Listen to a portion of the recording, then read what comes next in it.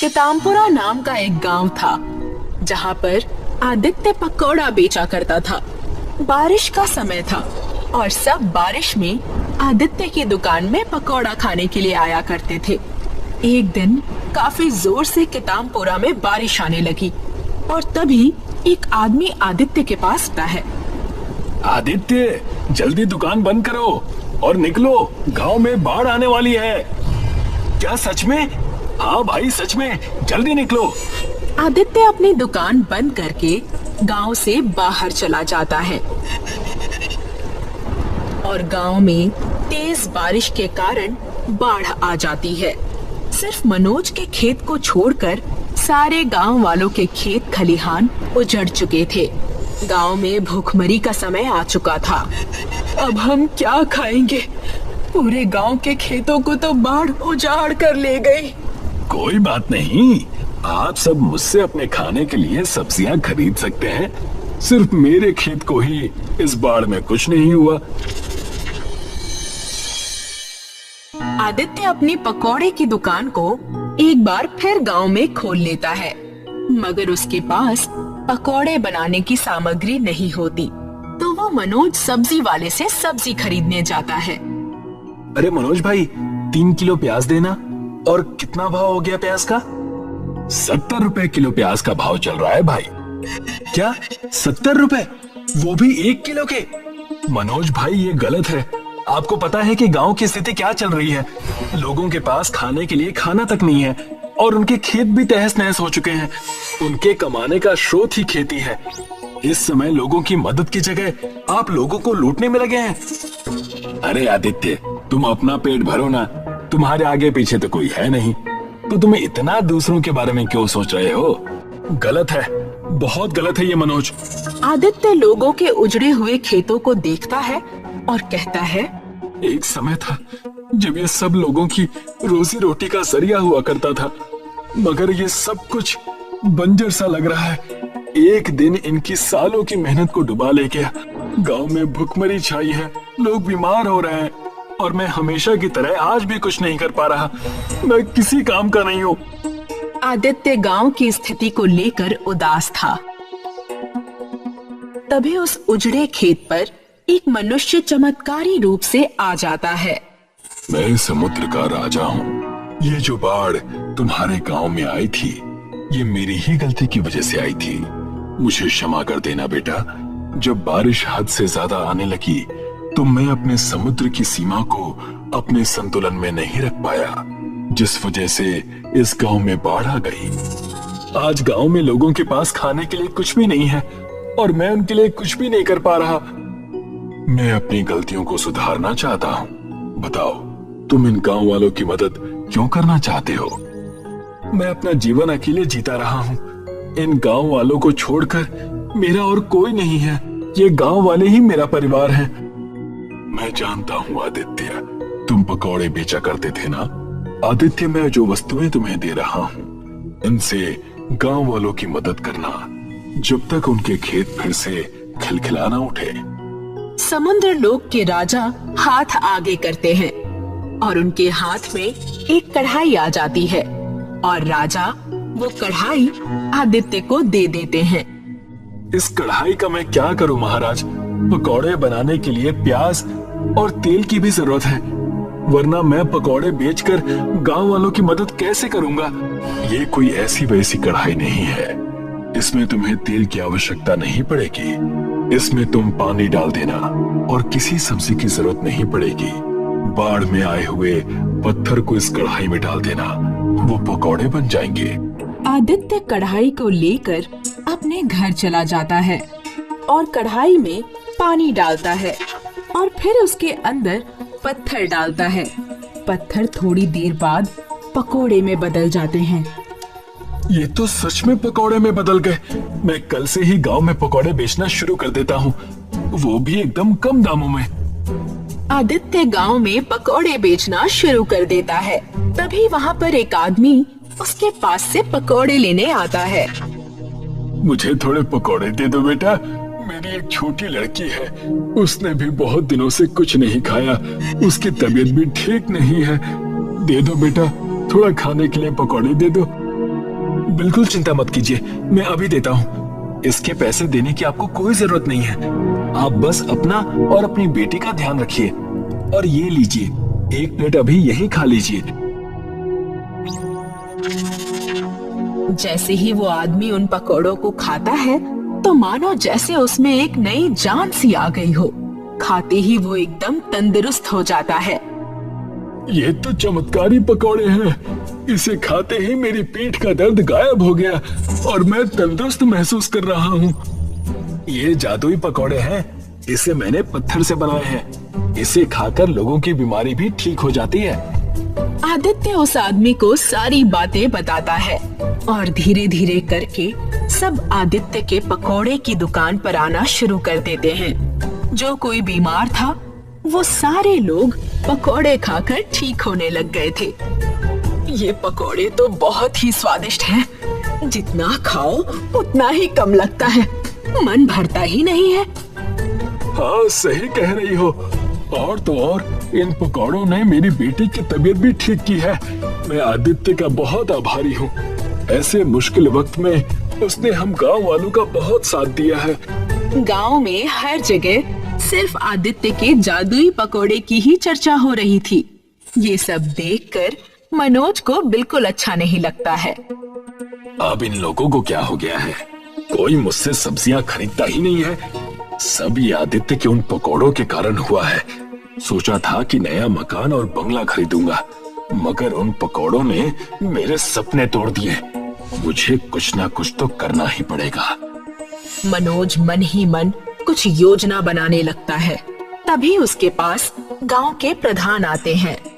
अभी तो सब्जियां कम से कम दामों में बेचना शुरू कर दो मनोज, नहीं तो तुम्हारी नई दुकान डूब जाएगी और कभी बाहर नहीं आ पाएगी और तुम कभी संभल नहीं पाओगे। गांव की स्थिति वक्त के साथ ठीक होती जा रही है। भुखमरी भी आदित्य ने खत्म कर दी है। आप सही कह रहे हैं प्रधान जी, मगर ये जादुई पकौड़े आदित्य बनाता कैसे है? उसे समुद्र के राजा ने कढ़ाई दी थी जिसमें पत्थर डालने के बाद वो पकौड़े में बदल जाते हैं। और तो और उसमें तेल डालने की जरूरत भी नहीं पड़ती। मैं तो सोच रहा हूँ कि गांव वालों की सहमति से इस गांव का नाम पकौड़ा गांव रख दूं। आखिर हमें पकौड़ों ने ही तो जिंदा रखा है। ये कहकर वहाँ से निकल जाते हैं। जब आदित्य अपनी दुकान बंद करने जा रहा होता है तभी वहाँ पर मनोज आता है। आदित्य, मैंने अभी देखा कि समुद्र के किनारे कोई बच्चा फंसा हुआ है। मुझे तैरना नहीं आता, मगर शायद तुम उसे बचा लो। क्या? ठीक है, मैं अभी जाता हूँ। आदित्य तुरंत समंदर की तरफ भागता है और मनोज अपने आप से कहता है, ये तो सच में बेवकूफ बन गया। अब मैं इसकी दुकान से वो कढ़ाई चुरा लूंगा। फिर कौन बनाता है जादुई पकौड़े, मैं भी देखता हूँ। मनोज कढ़ाई सिर पर रखकर जाने लगता है। तभी एक बड़ी रोशनी उसे दिखाई देती है और उसके सिर से वो कढ़ाई नीचे गिर जाती है। ये कैसी रोशनी है? तभी वहाँ पर समंदर के राजा आ जाते हैं। अपने आप को संभालो और देखो, मैं तुम्हें जो दिखा रहा हूँ। एक बच्चा था जो किदामपुरा का ही रहने वाला था। वो दिन रात लोगों की मदद करने में ही लगा रहता था। माँ जी, लाइए, मैं आपका ये भार उठा लेता हूँ। वो उस बुढ़िया की मदद करता है। उसका भारी सामान उसके घर तक पहुँचा देता है। उसके पास खाने के लिए खाना तक नहीं है। कई कई दिनों तक वो सिर्फ समुद्र के तट पर रहता है, बिना कुछ खाए पिए। जब कोई बात करने के लिए नहीं होता है तो वो कुत्तों के साथ बातें करता है, मगर वो बच्चा हमेशा मुस्कुराता रहता है। आज तो बहुत सारा खाना मुझे मिल गया, मगर मैं अकेला खाकर अपना पेट क्यों भरूं? चलो मैं अपने दोस्तों के साथ अपना खाना बांट लेता हूँ। तेज बारिश में उसके सिर पर छत भी नहीं हुआ करती थी, मगर मैंने उसे टूटते हुए नहीं देखा। और जब किसी गांव वाले की मदद करने की बात आई तब मैंने कभी उसे इनकार करते नहीं देखा।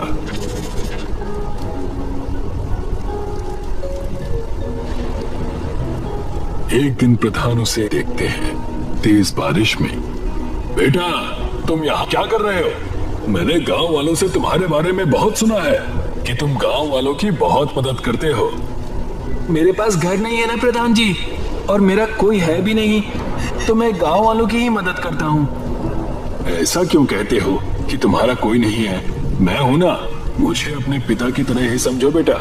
चलो बताओ तुम्हें क्या खाना पसंद है? जी, मुझे पकौड़े खाना बहुत बहुत पसंद है। ये कहानी आदित्य की है, जिसके पास कुछ नहीं था, मगर जो कुछ भी था उससे भी वो लोगों की मदद ही करता था। और एक यहाँ तुम हो जिसके पास सब कुछ है, फिर भी किसी की मदद नहीं करते।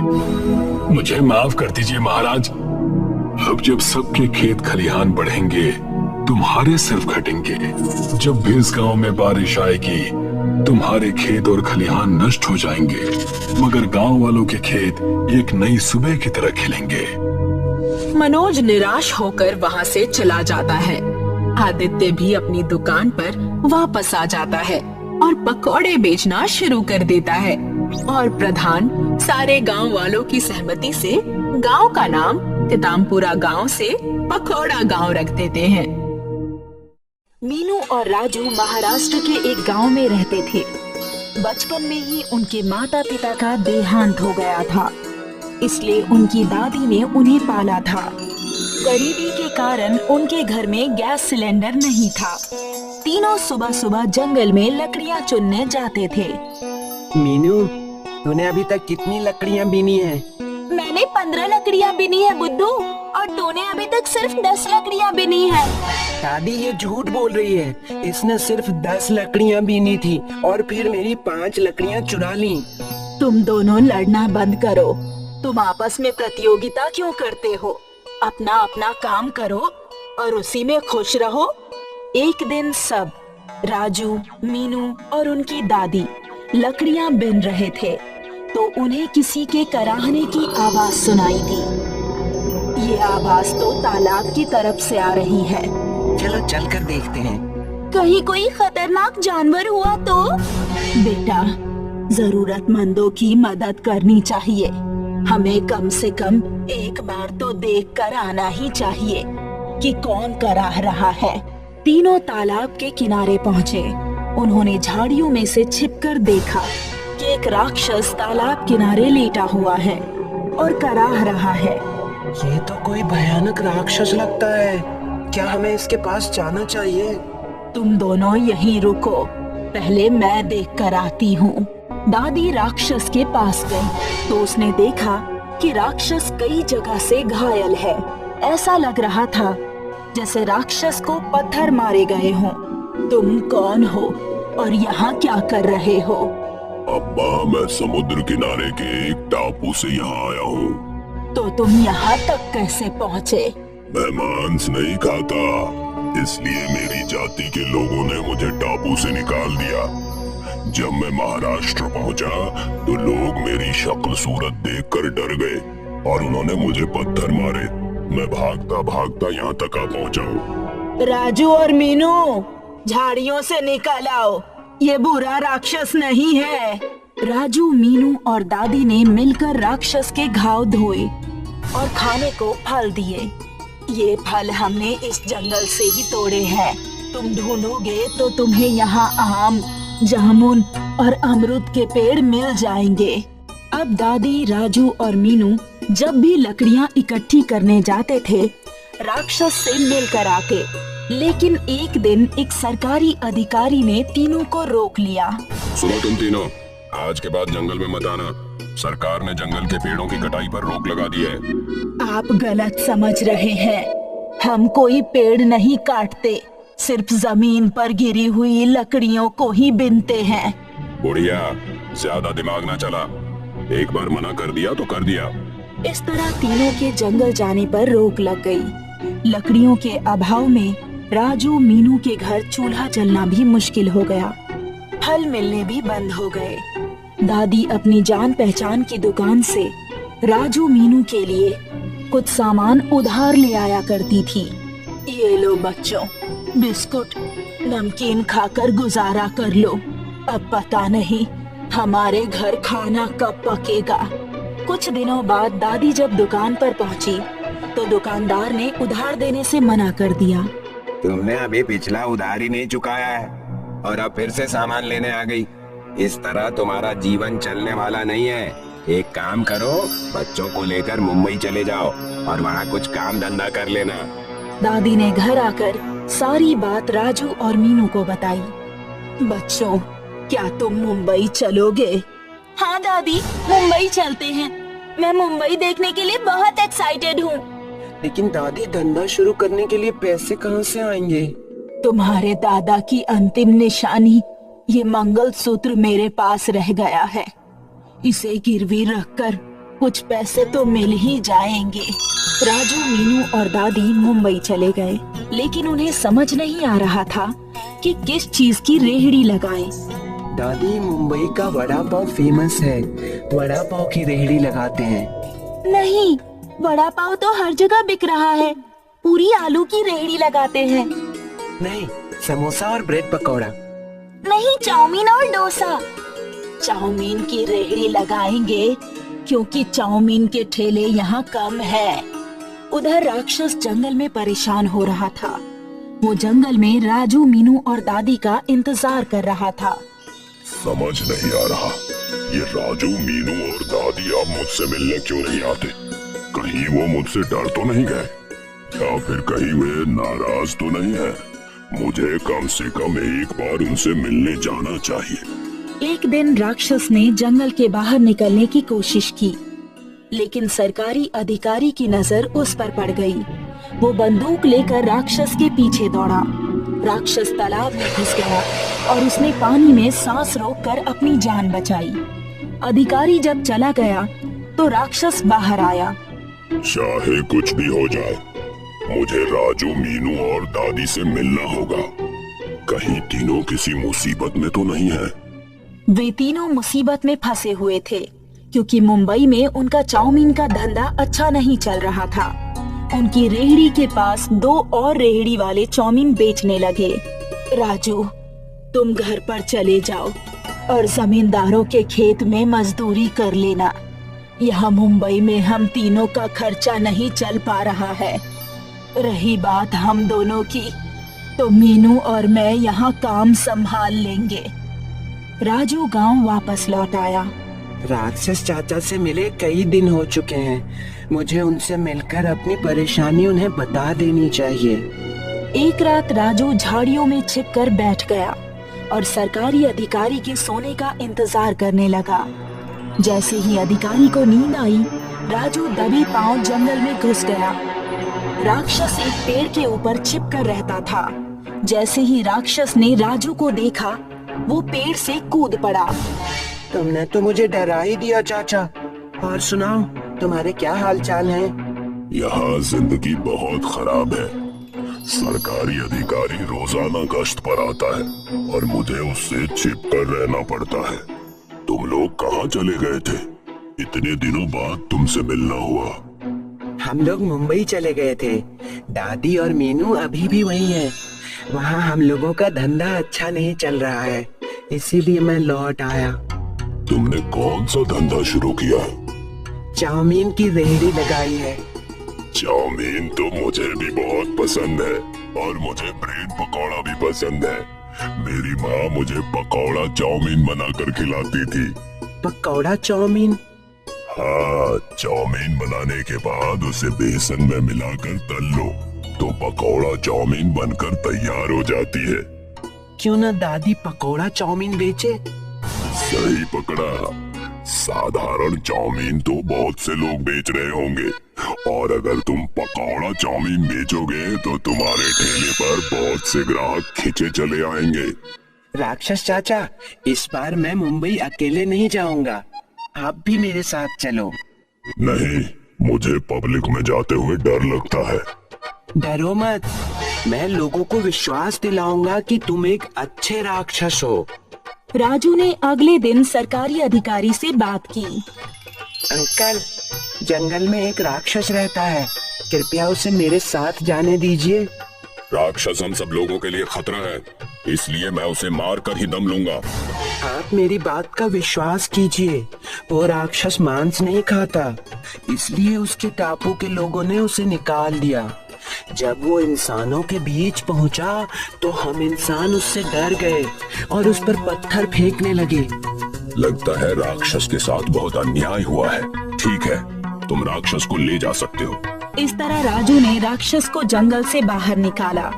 सारे गांव वाले राजू को राक्षस के साथ देखकर दंग रह गए।